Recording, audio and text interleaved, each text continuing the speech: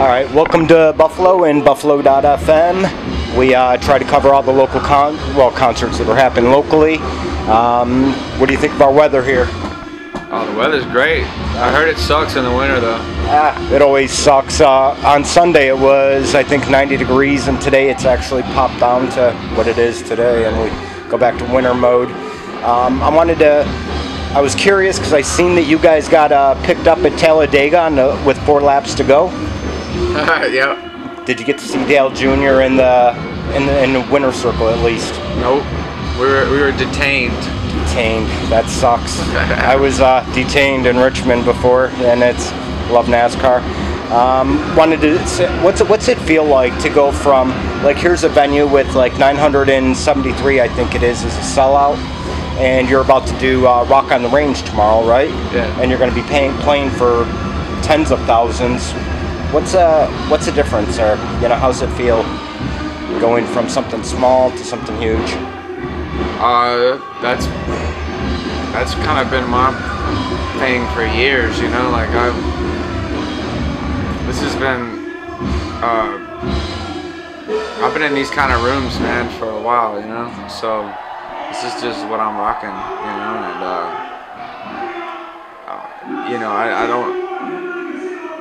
I don't really give a different show.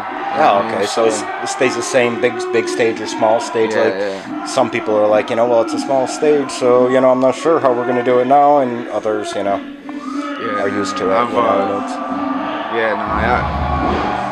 I was in front of like 180,000 people when I opened up for Marshall, so that definitely. But it was. I'll tell you what's harder about bigger stages is that you're further away from the crowd. Oh yeah. So sometimes it's difficult to make a connection, man. But yeah, we're just gonna go out there and do what we do. Outstanding so far. Sounds like Hillbilly Casino just kicked up, and they sound great. I was gonna ask about, but I just asked about the small stage. How does has becoming like big, has that influenced your life at all? I mean, like you've become, you're working with Eminem, you've done work with Kid Rock, and how has it really changed your life at all? I don't really know what. Man, big is Beatles, big is Eminem, big is Elvis, big is Led Zeppelin. Right. Fucking Megadeth, and there's big is arenas. Right. I'm still in a 1,000-cap room, bro. You know what I'm saying? So it's not. I think if this keeps growing, then I'm happy, you know what I mean? I'm happy, but I'm happy here, you know what I mean? I don't really, just because I know a few celebrities and then I have a few connections with celebrities, that doesn't mean that, I'm instantly rich or instantly famous, or, it's just, it doesn't work like that, it's just, you got to keep working. My son's in 10th grade, and we have a daughter that's in 9th, and they ask us when we interview people to ask, what would you say to people who are being bullied, like in school and in life and that, do you have anything insightful in regards to that? Yeah, fight back. That's what I say every day. These kids that get bullied,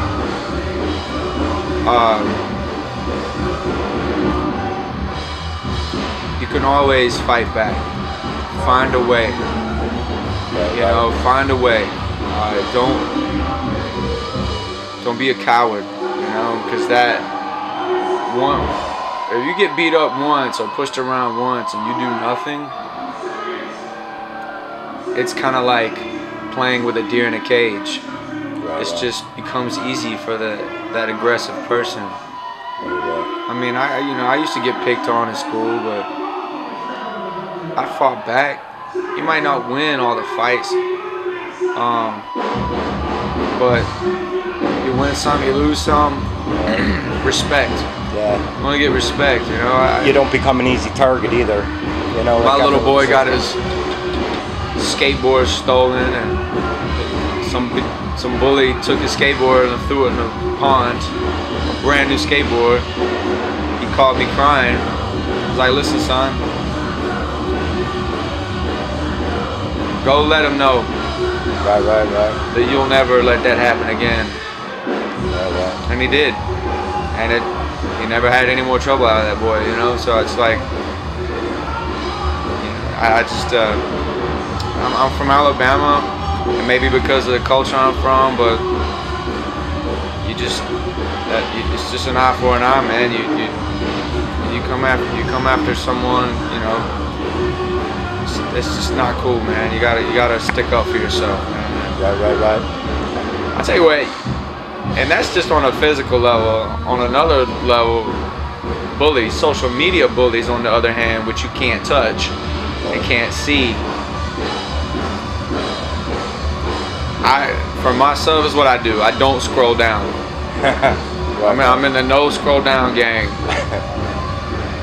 I put a post up. I don't sit there and read through what people have to say about me. Right. It's not important. Yeah. If you're in school, you're walking through the hallways, you should just mind your own business. It's no different from being online, you know. You got to stop yourself from being so curious about what people have to say about you.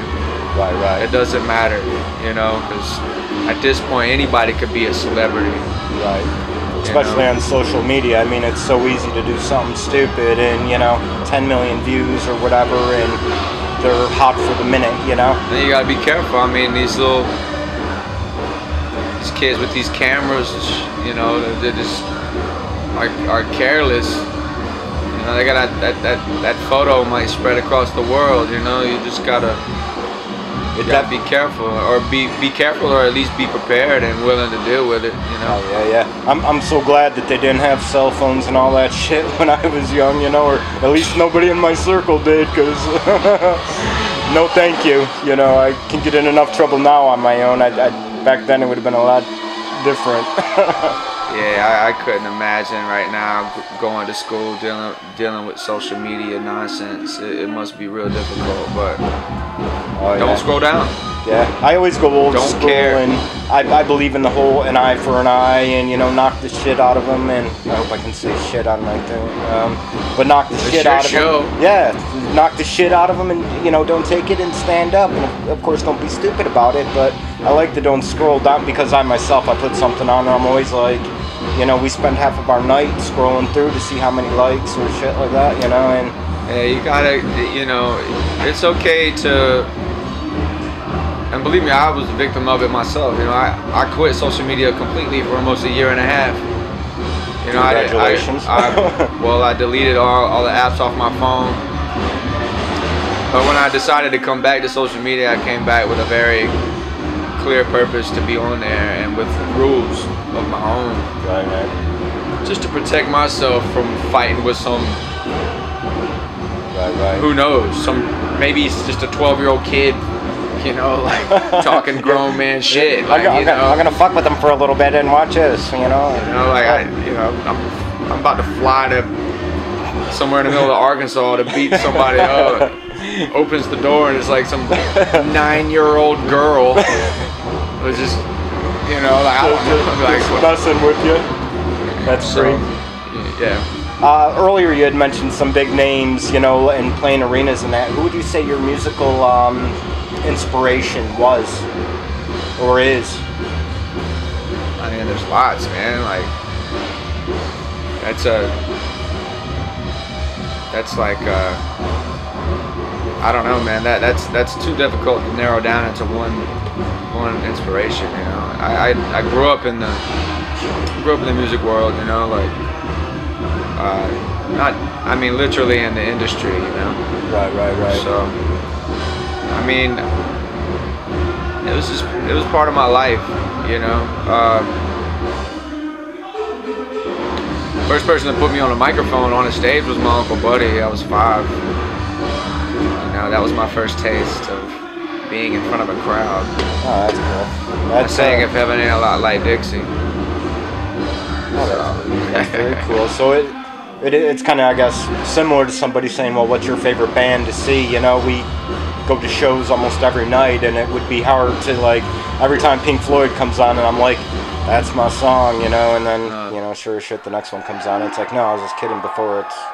It's now that. I don't want to take up all your time before you go on, and I want to thank you for, you know, having to sit down with us, and we appreciate your time, and we'll let you relax before your show. Thanks, man. Thank you.